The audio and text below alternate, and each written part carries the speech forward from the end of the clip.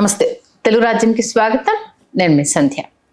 ఏపీలో ప్రస్తుతం వైఎస్ జగన్మోహన్ రెడ్డి గురించి చాలా పెద్ద ఎత్తున డిస్కషన్ నడుస్తుంది. ఆయన అంత తక్కువ చేయకూడదు, ఆయన ఏదో విధ్వంసం చేయబోతున్నాడు, లేకపోతే ఏదో ఒక చర్చ. బెంగళూరు ప్యాలెస్కి వెళ్ళిపోయాడు, ఇక ఏపీ రాజకీయాలకు రాడు, ప్రతిపక్ష హోదా వద్దనుకుంటున్నాడు, చెల్లెలు ఫైట్ చేస్తుంది, అమ్మ చెప్పుకుంటూ పోతే చాంతాడంత లిస్టే ఉంది. ఇప్పుడు మాట్లాడబోయే విషయం ఏంటంటే, గత ఎలక్షన్లో అంటే లాస్ట్ జరిగిన ఎలక్షన్కి సంబంధించి సోషల్ ఇంజనీరింగ్ చేసి ఇక్కడ వాళ్ళు అక్కడ వాళ్ళు ఎక్కడ చేసి బొక్కబోర్ల పడ్డారు. రిజల్ట్ అయితే చూడడం జరిగింది. ఇప్పుడు ఆ సోషల్ ఇంజనీరింగ్ పక్కన పెట్టేసి ఆయన ఏదో మార్పులు చేర్పులు చేయబోతున్నారు. అది కుప్పం నుంచెల్లే స్టార్ట్ చేయబోతున్నారట. మరి ఏంటి మార్పు? మరి చాలా రకాలుగా ఇప్పటికే అంటే పదవులు లేకపోయినా ఇన్ఛార్జ్లను తీసేసి కొత్త వాళ్ళని పెడుతుంటే కూడా అలిగి పక్క పార్టీలోకి వెళ్ళిపోతున్నారు. మరి ఏం ప్రయోగం చేయబోతున్నారు? కుప్పంలో ఎవరిని మార్చబోతున్నారు? ఎవరిని గద్దెనెక్కించబోతున్నారు? దీనికి సంబంధించి పూర్తి డీటెయిల్స్ తెలియజేయడానికి చరిత్రకారుడు శ్రీకాంత్ గారు ఉన్నారు. మరి ఆయన ఏమంటారు, ఆయన ఏ చరిత్రను చెప్తారో తెలుసుకుందాం. శ్రీకాంత్ గారు నమస్తే. నమస్తే సంధ్య గారు. నిజంగా అంటే ఆ వీడియో చేసిన ప్రతిసారి మీరు ఒక నాలెడ్జ్ బుక్ మీ దగ్గర నుంచి వెళ్ళి నేను కొంత ఇన్ఫర్మేషన్ అతను ఏదైనా వీడియో చేసినప్పుడు ఏ ఇయర్ ఎక్కడి నుంచి స్టార్ట్ అయింది ఇదంతా అంటే మీతో ఏది అడిగినా సరే సింపుల్ గా ఇది ఇప్పుడు తీసేసుకున్నారండి అని చెప్పకుండా వాళ్ళ చరిత్ర గురించి కూడా చాలా క్లియర్ కట్ గా చెప్తూ ఉంటారు. మరి ఇప్పుడు కుప్పం నుంచి స్టార్ట్ చేశారు. మేబీ సుధీర్ రెడ్డి చేంజ్ చేయబోతున్నారు అంటున్నారు. భరత్ స్థానంలో సుధీర్ రెడ్డి. ఏంటి మరి సోషల్ ఇంజనీరింగ్ తుంగలు తొక్కేశారా? గుణపాఠం నేర్చుకొని మళ్ళీ బ్యాక్ టు జగన్ అయ్యారా ఏంటి? ముందుగా నేను నాలెడ్జ్ బుక్ను కాదు, నేను నిరంతర విద్యార్థిని. కాసేపు పక్కన పెడితే ఇప్పుడు ఇక్కడ రాబోయే రోజుల్లో ఆంధ్రప్రదేశ్ రాష్ట్ర రాజకీయాలు there are only three phases. ఒకటి నారా లోకేష్ గారు, పవన్ కళ్యాణ్ గారు, మరొకటి జగన్మోహన్ రెడ్డి గారు. ఈ త్రీ ఫేసెస్ మీదుగానే రాజకీయాలు ఉండబోతున్నాయన్నది క్రిస్టల్ క్లియర్ గా మనకు అర్థమైపోయింది. అవును. లోకేష్ గారిని ఇప్పటికే నాయకుడిగా వాళ్ళు తెలుగుదేశం పార్టీ శ్రేణులు కావచ్చు, ద్వితీయ శ్రేణి నాయకులు కావచ్చు, ఆ పార్టీ అంతర్గత వ్యవహారాలు చూసేటటువంటి సీనియర్ నాయకులు కావచ్చు, చంద్రబాబు నాయుడు గారి తర్వాత తమ నాయకుడిగా వారు పూర్తి స్థాయిలో నారా లోకేష్ గారిని అంగీకరించేసి వారి కనుసన్నలలో పార్టీ నడిచేటటువంటి పరిస్థితి ప్రస్తుతానికైతే బలంగా వెళ్ళునుకుంది. ఈ నేపథ్యంలో మీకు ఇప్పుడు వైఎస్ జగన్మోహన్ రెడ్డి గారి సారథ్యంలో ప్రస్తుతానికి అధపాతాళంలోకి తొక్కివేయబడినటువంటి వైకాపా ఏదైతే ఉందో అది తిరిగి తమను తాము పునరుజ్జీవింపజేసుకోవడానికి చాలా సమయం పడుతుంది. అట్లాగే సామాజిక సమీకరణలలో భాగంగా కొన్ని ప్రయోగాత్మక ప్రతీకాత్మక కార్యక్రమాలు వాళ్ళు చేపడతారు, అందులో సందేహం లేదు. దానిలో మరీ ముఖ్యంగా మనం ఇవాళ కుప్పం ఏదైతే ఉందో ఈ నియోజకవర్గానికి సంబంధించి గతంలో మీకు చంద్రబాబు నాయుడు గారి మీద డాక్టర్ వైఎస్ రాజశేఖర రెడ్డి గారు ఇప్పుడు సుబ్రహ్మణ్యం రెడ్డి గారు అని చెప్పి వారిని పోటీకి నించోబెడుతూ ఉండేవారు. ఓకే. రాజశేఖర రెడ్డి గారు ఏమనుకునేవారంటే ఒకసారైనా సుబ్రహ్మణ్యం రెడ్డి గారి చేతిలో చంద్రబాబు నాయుడు గారు ఓడిపోతారేమో, ఓడిపోతే అది చూసి ఆనందిద్దాం అనేటటువంటి ఒక ఆటవిడుపు లాగా ఉండేది. అది తీరని కళ అంతే. ఇంకా అయితే ఇక్కడ ఏమవుతుందంటే సుబ్రహ్మణ్యం రెడ్డి గారు అని ఆయన పోటీ చేస్తుండేవారు, ఓడిపోతుండేవారు. ఓడిపోయిన తర్వాత ఈయన జెడ్పీటీసీగా గెలిచి ఆ తర్వాత జిల్లా పరిషత్ చైర్పర్సన్ అయ్యి అంటే పదవులు అధికారాలు లభిస్తాయి. అక్కడ ఓడిపోతూ ఉండాలి, ఎక్కడికో చోట వెళ్ళి ఏదో ఖచ్చితంగా అక్కడ గెలిచేటటువంటి నాయకుడి మీద మరొక పార్టీ ప్రత్యర్థి పార్టీ ఏదైతే ఉందో అక్కడ వీళ్ళు ఓడిపోతుంటే వీళ్ళకి తర్వాత వీళ్ళకి పదవులు దక్కుతాయన్నమాట. అటువంటి ఒక ఒడంబడిక అనమాట.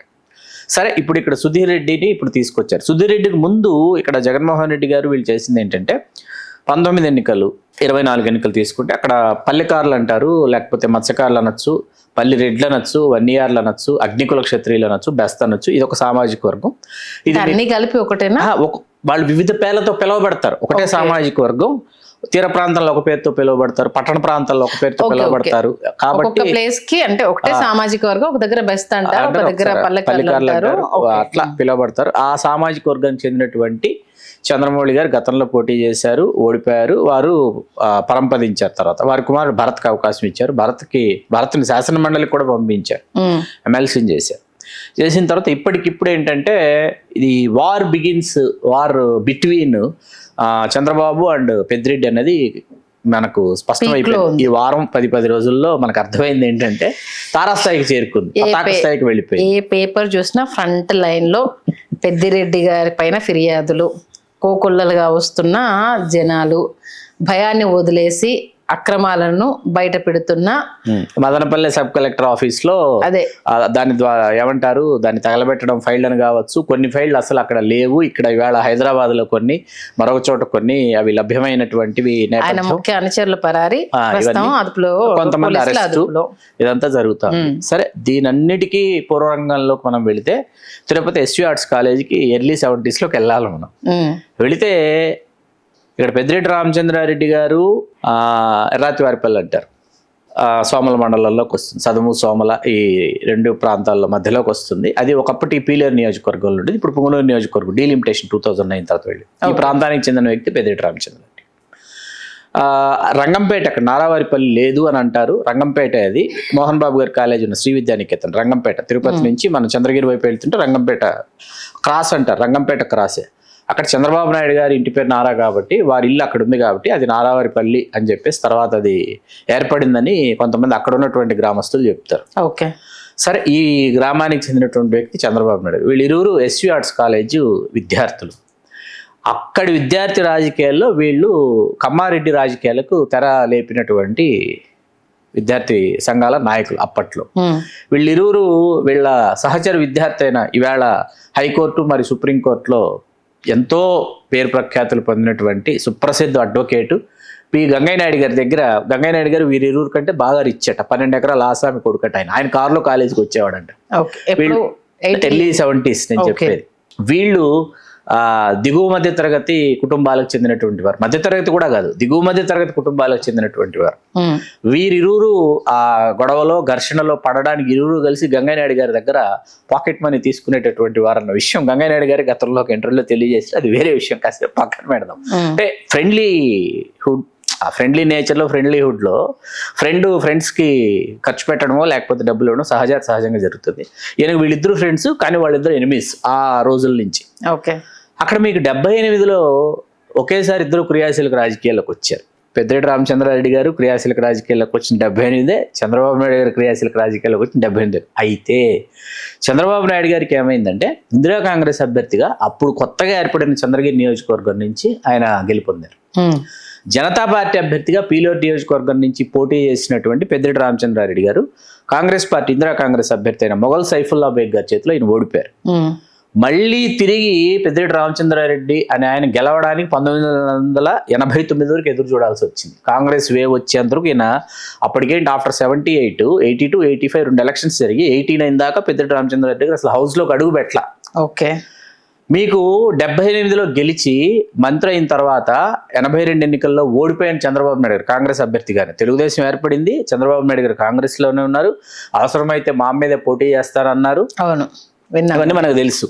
ఆ తర్వాత ఓడిపోయిన వెంటనే తెలుగుదేశం పార్టీలోకి వారు ఎకాఎకిన చేరడం, ఆ తర్వాత 84 ఆగస్టు సంక్షోభంలో ఎన్టీఆర్ పదవి చ్యుతులు కావటం, మళ్ళీ ఎన్టీ రామారావు గారిని గద్దెనెక్కించే దానిలో చంద్రబాబు నాయుడు గారు కీలక పాత్ర పోషించడం, అప్పుడు అసెంబ్లీ రద్దు చేసి మరొక మారు ఎన్నికలకు వెళదామని ఎన్టీ రామారావు గారు అనుకోవడం, 85 ఎన్నికల్లో చంద్రబాబు నాయుడు గారు పోటీ చేయాలి. ఓకే, పార్టీ మీద ఆధిపత్యం పొందాలంటే ఇప్పుడు నేను త్యాగం చేస్తేనే పార్టీ మీద నాకు ఆధిపత్యం వస్తుందని చంద్రబాబు నాయుడు గారు పోటీ చేయాలి. ఎన్నికల్లో తెలుగుదేశం అభ్యర్థులు గెలిపించడానికి ఎక్కువ తన దృష్టినంతా వారు ఏకాగ్రతనంతా దాని మీద పెట్టారు. 89 ఎన్నికల్లో చంద్రబాబు నాయుడు గారికి ఒక నియోజకవర్గం కావాల్సి వచ్చింది. ఆ నియోజకవర్గమే కుప్పం. 78 విడిచిపెడితే అప్పుడు కుప్పంలో కూడా నందగం రంగస్వామి నాయుడు గారిని ఆయన కమ్మ సామాజిక వర్గం, ఆయన తెలుగుదేశం నుంచి గెలుస్తుండేవారు. వారి దగ్గర నుంచి ఆ స్థానాన్ని చంద్రబాబు నాయుడు గారు కోరి తీసుకోవడం జరిగింది. అప్పటి నుంచి లెక్క వేస్తే మనం 89, 94, 99, 2004, 2009, 2014, 19, 24 వరుసగా 8 ఎన్నికల్లో ఒక్క చంద్రగిరి విడిచిపెడితే మొత్తం 9 సార్లు చంద్రబాబు నాయుడు గారు శాసనసభలో ప్రాతినిధ్యం వహించారు. ఆల్మోస్ట్ ఆయన పోటీ చేసిన దగ్గర నుండి గెలుస్తూనే ఉన్నారు, కుప్పం నుంచి గెలుస్తూనే ఉన్నారు. 89లో గెలిచి 94లో తెలుగుదేశం వేవ్లో పెద్దిరెడ్డి రామచంద్రారెడ్డి ఓడిపోయారు. ఓకే, తెలుగుదేశం అభ్యర్థి జీవి శ్రీనాథ్ రెడ్డి గారి చేతిలో ఓడిపోయిన తర్వాత ఎప్పుడైతే 99 నుంచి పోటీ చేస్తూ వస్తున్నారో ఇప్పటి వరకు పెద్దిరెడ్డి రామచంద్రారెడ్డి గారు ఓడిపోలేదు, గెలుస్తూనే వస్తున్నారు. ఒక్క ఎన్నిక తప్పితే, ఆ ఒక్క 94 ఎన్నిక తప్పితే వరుసగా ఆయన గెలుస్తూనే వస్తున్నారు. 99, 2004 2 సార్లు పీలేరు నుంచి గెలిచారు. పునర్విభజనలో భాగంగా పుంగనూరు నుంచి 2009 నుంచి వరుసగా పుంగనూరు నుంచి గెలుస్తూ వస్తున్నారు. రాజశేఖర రెడ్డి గారి మరణానంతరం వైకాపాలోకి రావటం, వైకాపా అభ్యర్థిగా అక్కడి నుంచి కొనసాగుతూ వస్తున్నారు. ఇప్పుడు కూడా వాళ్ళ కుటుంబ సభ్యులు మాత్రమే అక్కడ గెలిచారు. అయితే ఈవేళ అక్కడ ఈ ఎంఆర్ఓ ఆఫీసుల దగ్గరికి కానీ లేకపోతే సబ్ కలెక్టరేట్స్ దగ్గరికి కానివ్వండి, ఇక్కడికి తరలొస్తున్నటువంటి జనాలు ఎవరైతే ఉన్నారో, ఏది భూదందాలు చేశారు లేకపోతే భూ కబ్జాలు చేశారు, ఇన్ని ఎకరాలు ఇంత తక్కువ రేటుకి మా దగ్గర నుంచి తీసుకున్నారని వాళ్ళు వెల్లువెత్తుతున్నటువంటి క్రమం చూస్తుంటే ఒకంత ఏమంటారు ఆశ్చర్యం కాదు. దానికి ఇంకా పైన ఏమన్నా కొత్త కొత్త పదాలు ఉంటే మనం వాటిని వెతుక్కోవాల్సినటువంటి పరిస్థితి వేళ ఏర్పడుతుంది. అంటే 1000 ఎకరాలు మా దగ్గర నుంచి తీసుకున్నారని ప్రజలు వస్తున్నారు వెలుపలికి. అంటే ఇవాళ చూసిన ఒక ఛానల్లో న్యూస్ అయితే మరి అతిశయోక్తనాలా నిజమనాలా కూడా 79,000 ఎకరాలు వీళ్ళ అకౌంట్ లో ఉన్నాయి అనేది. ఇప్పుడు అన్ని ఎకరాలు మన దగ్గర మనం ఉంచుకుని అన్ని ఎకరాల్లో మనం ఏం చేస్తాం అన్నది కూడా ప్రశ్నార్థకం. మన జీవితకాలం సరిపోదు. అన్ని ఎకరాల్లో మనం ఏం చేద్దాం అనుకున్నా కూడా మనం ఒక మనిషి జీవితకాలంలో అయితే లేకపోతే ఒక 4-5 తరాల వాళ్ళ జీవితకాలంలో కూడా ఇన్ని ఎకరాల్లో ఏం చేస్తారు అనేది. ఒకప్పుడు మనం జమీందారీ వంశాల గురించి చదువుకుంటుంటే 1000 ఎకరాలు 1500 ఎకరాలు హైయెస్ట్ కొంతమంది 5000 ఎకరాలు అండి. ఏది జమీందారీ వంశాలు. సంస్థానాలు ఉంటాయి, సంస్థానాల పరగణాలు ఉంటాయి. ఈ పరగణాలు కూడా ఒక 10,000 ఎకరాలు ఉంటే చాలా అత్యద్భుతం క్రింద లెక్క. అలాంటిది ఈ భూదాహం అనేది ఎక్కడి దాకా వెళ్ళిపోయింది, ఎంతవరకు వెళ్ళిపోయింది, దీనివల్ల ఎంతమంది నిర్వాసితులు అవుతున్నారు, ఎంతమంది నిరాశ్రయులు అవుతున్నారు అన్నది మనం ఒకసారి అర్థం చేసుకోవాలి. సరే, ఇక్కడ వీళ్ళు ఇరువురి పోరు ఏదైతే ఉందో చంద్రబాబు నాయుడు గారు వర్సెస్ పెద్దిరెడ్డి రామచంద్రారెడ్డి గారు, అక్కడికి వద్దాం, కుప్పానికి వద్దాం. మళ్ళీ 2019లో పెద్దిరెడ్డి రామచంద్రారెడ్డి గారు వారు గెలిచి వారు రాష్ట్ర మంత్రి అయిన తర్వాత, అట్లాగే వారి కుమారుడు రెండో పర్యాయం పెద్దిరెడ్డి మిథున్ రెడ్డి గారు లోక్సభ సభ్యుడు, సోదరుడు ద్వారకనాథ్ రెడ్డి గారు తంబళపల్లి శాసనసభ్యుడు. తిరిగి మళ్ళీ వీరు ముగ్గురు గెలిచారు. గెలిచిన రోజు నుంచి ఏమైపోయిందంటే కుప్పం మీద వీళ్ళు కనీ విన్ని ఎరుగినటువంటి ఫోకస్ పెట్టి అక్కడ ఉన్నటువంటి తెదేపా శ్రేణులు ఏవైతే ఉన్నాయో, తెదేపాకు సంబంధించిన ద్వితీయ శ్రేణి నాయకులు ఎవరైతే ఉన్నారో వీళ్ళందరినీ కూడా నయానో భయానో వైకాపాలో చేర్చుకోవడం వంటి కవ్వింపు చర్యలు చేశారు. ఆ మున్సిపల్ చైర్పర్సన్ అనేది వీళ్ళు దక్కించుకున్న తర్వాత ఏమైందంటే మీకు అక్కడ ఖచ్చితంగా మీకు ఈసారి చంద్రబాబు నాయుడు గారిని ఎట్టి పరిస్థితుల్లోనైనా సరే మేము ఓడించి తీరుతాం అని చెప్పేసి పెద్ద ఎత్తున అది రాష్ట్ర వ్యాప్తంగా కాదు ప్రపంచవ్యాప్తంగా ఒక ప్రచారం అయితే హోరంది. Why not Kuppam, not why not 175, why not 175 అంటే ఇంక్లూడింగ్ కుప్పం అని చెప్పేసి ఒక చర్చను అయితే వాళ్ళు తీసుకొచ్చారు. ఆ విధంగానే వాళ్ళు అక్కడ ఆ విధమైనటువంటి వాతావరణాన్ని, యుద్ధ వాతావరణాన్ని అక్కడ సృష్టించారు. మీకు అంత క్రితం ఎప్పుడు నారావారిపల్లికి వచ్చినటువంటి భువనేశ్వరి గారు కుప్పానికి వచ్చిన సందర్భంలో సంఘటనలో మనం లెక్క పెట్టచ్చు వేళ్ల మీద. కుప్పానికి భువనేశ్వరి గారు ఎప్పుడు వచ్చారు, ఓకే, అలాంటిది కుప్పానికి భువనేశ్వరి గారు వచ్చి అలాగే బ్రహ్మిణి గారు వచ్చి వీళ్ళు ప్రచారం చేశారు మొన్న ఎన్నికల్లో. ఆ తర్వాత అంత క్రితం ఎప్పుడూ కూడా ఇక్కడ ఎన్నికల వ్యయానికి సంబంధించి ఓటర్లకి కానుకలు ఇచ్చినటువంటి సందర్భం కూడా ఇదే చంద్రబాబు నాయుడు గారు తెలుగుదేశం పార్టీ. మీరు అర్థం చేసుకోండి అవి ఏం కానుకలు, ఓటు కోసం ఏం చేసి ఉంటారన్నది మనం వీక్షక లోహలకు వదిలేద్దాం కాసేపు. మొట్టమొదటి అంటే వాళ్ళలో కూడా ఓటమి భయం. మిగతా నియోజకవర్గాల్లో ఖచ్చితంగా మనం గెలిచేస్తున్నాము, మనం వచ్చేస్తున్నాము అన్న వాళ్ళకి ఆత్మవిశ్వాసం ఉన్నప్పటికీ కుప్పానికి వచ్చేటప్పుడు ఏమో కుప్పంలో ఏదో జరుగుతుందేమో, ప్రజల్ని ఏమైనా అసలు వీళ్ళు పోలింగ్ బూత్లకు వస్తారా రారో, లేకపోతే నిజంగా ప్రజల్లో ఏమైనా వ్యతిరేకత తీసుకొచ్చేస్తారేమో, వైకాపా వాళ్ళ కానుకలన్నీ కలిసి మా పుట్టి ముంచుతాయేమో అనేటటువంటి ఒక భయం ఈ కుటుంబాల్లో అయితే కలిగిన మాట వాస్తవం. అది వాళ్ళు లేదంటే మాత్రం అది సత్యదూరం అని చెప్పచ్చు మనం. ఓకే, ఈ కవ్వింపు చర్య ఏదైతే ఉందో అది ఖచ్చితంగా నువ్వు ఒక 4 అడుగులు ముందేస్తే నాకు అవకాశం ఇచ్చినప్పుడు నేను ఇంకొక 4 అడుగులు ముందేస్తాను అన్నది రాజకీయాల్లో ఖచ్చితంగా ఉంటుంది. అది ఈవేళ అధికారంలోకి వచ్చిన తర్వాత వాళ్ళు చూపిస్తున్నారు. ఖచ్చితంగా వాళ్ళు ఏంటంటే వాళ్ళు చూపించాలనుకుంటున్నది రెడ్ బుక్ రాజ్యాంగం అనేది అమలు చేస్తున్నారు. అమలు చేస్తున్నటువంటి దానిలో ఏంటంటే మీరు అప్పుడు మా నాన్నను ఓడిస్తానని చెప్పారు. మా నాన్నను ఓడించడానికి మిగతా తెలుగుదేశం నాయకులందరినీ కూడా మీరు వైకాపాలో చేర్చుకున్నారు. అయినా ప్రజలు ఎటువంటి తీర్పు ఇచ్చారు, ఎంత ఆధిక్యత ఇచ్చారు కుప్పంలో అనేది అర్థమైన తర్వాత మీరు నచ్చక మీరు వద్దనే కదా ప్రజలు ఈ తీర్పు ఇచ్చారు అనేటటువంటిది నారా లోకేష్ గారి అంతరంగం. దానిలో భాగంగానే ఆయన ఏమంటున్నారు, అసలు రెడ్ బుక్ ఇంకా నేను ఓపెన్ చేయలేదు, ఈ లోపల ఇవన్నీ జరిగిపోతున్నాయి అంటున్నాడు ఆయన. అసలు అది ఓపెన్ చేసి మొదలు పెడితే ఇంకెట్లా ఉంటుందని కూడా అంటున్నారు.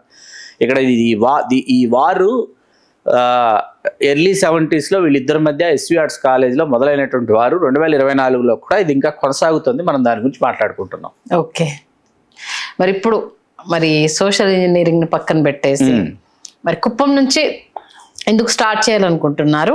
ఆల్రెడీ ఉన్న అంటే ఇన్ఛార్జిని అది అది తీసేసి- ఇది వ్యూహాత్మకంగా ఇక్కడ జగన్మోహన్ రెడ్డి యొక్క ఆ అంతరంగం ఏదైతే ఉందో, అంటే కుప్పం నుంచి స్టార్ట్ చేస్తున్నాడు అంటే పార్టీ శ్రేణులకు, వైకాపా శ్రేణులు ఎవరైతే వాళ్ళు డోలాయమాన స్థితిలో ఉన్నారో, ప్రస్తుతం అయోమయంలో ఉన్నారో, వాళ్ళందరిలో తెలియనటువంటి ఒక ఆత్మవిశ్వాసాన్ని కల్పించడానికి కుప్పంలో పెద్దిరెడ్డి కుటుంబానికి చెందిన, అంటే పెద్దిరెడ్డి రామచంద్రారెడ్డి మరియు పెద్దిరెడ్డి ద్వారకనాథ్ రెడ్డి, వీరిరువురి మధ్య పెద్దిరెడ్డి భాస్కర్ రెడ్డి అని ఇంకో సోదరుడు ఉండేవారు.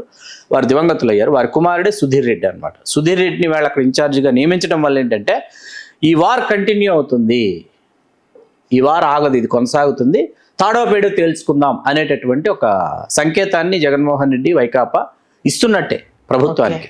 అంటే మరి ఓల్డ్ ఇన్ఛార్జ్ను మార్చడం వల్ల మళ్ళీ ఏమన్నా చేంజెస్ చేయడం వల్ల, కొత్త ఇన్ఛార్జ్ రావడం వల్ల పార్టీలో మళ్ళీ లుక్లుకలు ఏమన్నా స్టార్ట్? ఏమీ ఉండవు లుకలుకలు, ఎందుకంటే అతను ఆల్రెడీ ఎమ్మెల్సీ చేశారు, మొన్న ఎన్నికల్లో ఓడిపోయాడు. తర్వాత కావాలంటే మళ్ళీ ఎప్పుడో అధికారంలోకి వస్తే ఆగిస్తే మళ్ళీ మరొకసారి ఇంకొకసారి ఎమ్మెల్సీని చేస్తారు.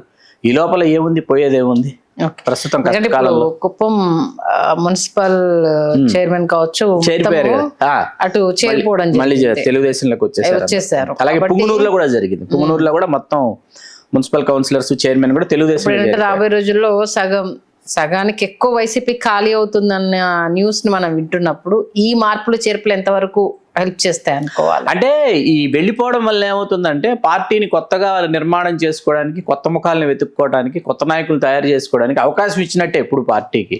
ఓకే, ఎప్పుడు ఏ రాజకీయ పార్టీ. ఇప్పుడు ఇక్కడ మీకు ఒక ముఖ్యమైన విషయం చెప్పాలి. పులివెందుల అనే ఒక నియోజకవర్గం ఉంది, కుప్పం అనే ఒక నియోజకవర్గం ఉంది. ఈ రెండు సంప్రదాయ నియోజకవర్గాలుగా మారిపోయాయి. పులివెందుల వైఎస్ కుటుంబానికి, కుప్పం నారా చంద్రబాబు నాయుడు. అవును. ఇప్పుడు పులివెందుల నుంచి రాజశేఖర రెడ్డి గారు ఎప్పుడు కుప్పం వచ్చి చంద్రబాబు నాయుడు గారిని ఆయన స్వయంగా ఓడిస్తానో, లేకపోతే నేను పంచగట్టి నేను గోదావరిలోకి దిగుతానో ఆయన ఎప్పుడు చెప్పలా. ఆయన చేసే రాజకీయం ఆయన చేసేవారు, ఆయనకుండే యంత్రాంగం, మంత్రాంగం, తంత్రాంగం ఆయనకుండేది. అట్లాగే చంద్రబాబు నాయుడు గారు వెళ్ళి పులివెందులు వెళ్ళి రాజశేఖర రెడ్డి గారిని ఓడిస్తానని ఈయన ఎప్పుడు కంకణం కట్టుకుని అక్కడ గోదావరిలో ఈయన దిగల. అక్కడ సతీష్ కుమార్ రెడ్డిని ఆయన పోటీలో దింపుతుండేవారు. ఆ సతీష్ కుమార్ రెడ్డి ఓడిపోతుండేవారు రాజశేఖర రెడ్డి గారి మీద. ఆ తర్వాత సతీష్ కుమార్ రెడ్డికి ఏవో నామినేటెడ్ పోస్టులు ఇస్తూ ఉండేవారు. మీకు హౌస్లోకి వెళ్ళేటప్పటికి ఏమవుతుందంటే 2 phases or 3 phases from both parties ఆర్ 2 or 3 పార్టీస్ నుంచి స్టేట్ లెవెల్ ఫేసెస్ అనేవి ఇంపార్టెంట్ అన్నమాట. సమఉజ్జీలు లేకపోతే చిరకాల రాజకీయ ప్రత్యర్థులు అనదగినటువంటి వాళ్ళు హౌస్లో ఉన్నప్పుడే రాజకీయం రసవత్తరంగా రంజుగా ఉంటుంది. కాబట్టి ఏంటంటే ఈ మీరు గుర్తుంటే వీరిరువురు, రాజశేఖర రెడ్డి గారు ఒక దశలో మీకు చంద్రబాబు నాయుడు గారిని చాలా పరుషమైనటువంటి పదజాలంతో చంద్రబాబు నాయుడు గారిని ఆయన ఒకసారి అన్నారు హౌస్లో. అంత క్రితం ఎప్పుడు అంత పరుషమైన పదజాలంతో మాట్లాడాల. ఒకసారి మాట్లాడిన తర్వాత చాలాసేపు, ఆ తర్వాత చాలా సందర్భాల్లో రాజశేఖర రెడ్డి గారు ఏంటంటే నేను ఎందుకు ఇలా మాట్లాడాను, నేను ఇలా మాట్లాడి ఉండకూడదు కదా అని రాజశేఖర రెడ్డి గారు తనను తాను ప్రశ్నించుకున్న సందర్భాలు ఉన్నాయి. అట్లాగే చంద్రబాబు నాయుడు గారు కూడా హౌస్లో మీకు ఒకసారి రెచ్చిపోయి మాట్లాడిన, ఆ తర్వాత మీకు మొన్న అంటే 14-19 బిట్వీన్ జగన్మోహన్ రెడ్డి గారి మీద వీరు అటాక్ చేసినటువంటి విధానం కావచ్చు, మరొకటి కావచ్చు. ఆ తర్వాత వీళ్ళు కూడా ఎందుకు మనం హౌస్లో ఇట్లా బిహేవ్ చేశాము, మనం జెంటిల్గా బిహేవ్ చేస్తే సరిపోయేది. ఇప్పుడు రాజకీయపరమైనటువంటి ప్రత్యర్థిత్వం వేరు, వ్యక్తిగతమైనటువంటి వైరం వేరు. ఇక్కడ రాజకీయపరమైనటువంటి ప్రత్యర్థులు అనే వాళ్ళు కాలక్రమేణా వాళ్ళ అనుచరులు కావచ్చు, వాళ్ళ అభిమానులు కావచ్చు, ఒక దశలో ఉన్మాదులు కూడా, ఈ అభిమానులు ఉన్మాదులు కూడా మారుతారు. వీళ్ళ వల్ల నాయకులు తమ యొక్క పరిపక్వతని, తర్వాత తమ యొక్క పరిణితిని ఒకంత మర్చిపోయి ఈ రాజకీయ ప్రత్యర్థిత్వాన్ని వీళ్ళు వ్యక్తిగత కక్షలు, కార్పణ్యాల క్రింద వీళ్ళు తీసుకెళ్లిపోతున్నటువంటి ఒక భయంకరమైనటువంటి నేపథ్యంలో ఇవాళ ఆంధ్రప్రదేశ్ ఉంది. ఓకే, అది మొత్తానికైతే ఒక ప్రయోగానికి శ్రీకారం చుట్టారు. రిజల్ట్ రాబోయే రోజుల్లో తెలిసే అవకాశం ఉంది. అంతే, శ్రేణులకైతే కొంత ఉత్సాహం, వాళ్ళకి చాలా సమరోత్సాహం, కథనోత్సాహం వాళ్ళకి. అది. Thank you Srikanth garu. నమస్తే. Please do subscribe to Telugu Rajyam channel. Please do subscribe to Telugu Rajyam channel. Please do subscribe to Telugu Rajyam channel. Hi అండి, నేను మీ ఆర్పీని, నెల్లూరు పెద్దారెడ్డి చేపల పులుసు ఓనర్ని. మీరు తెలుగు రాజ్యం అనే ఈ యూట్యూబ్ ఛానల్ సబ్స్క్రైబ్ చేసుకుని మంచి మంచి వీడియోలతో వస్తారు. Thank you so much. Hi people, I'm Sonakshi Verma and you please watch Telugu Rajyam and please subscribe to the channel.